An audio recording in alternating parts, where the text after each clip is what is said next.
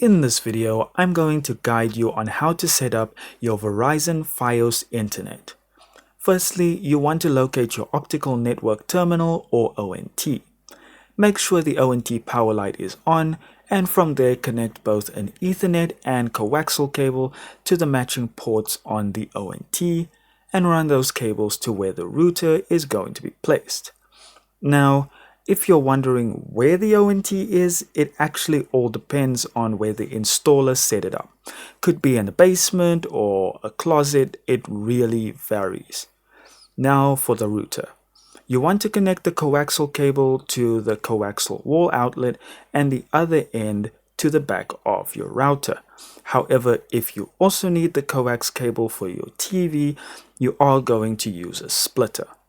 So that's a coax cable from the outlet to the splitter, then cable to your router, and a third cable to your TV, and there you go.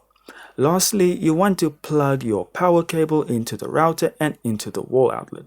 It takes roughly 10 minutes for the setup to be completed, and once the power light is solid white, your installation is complete.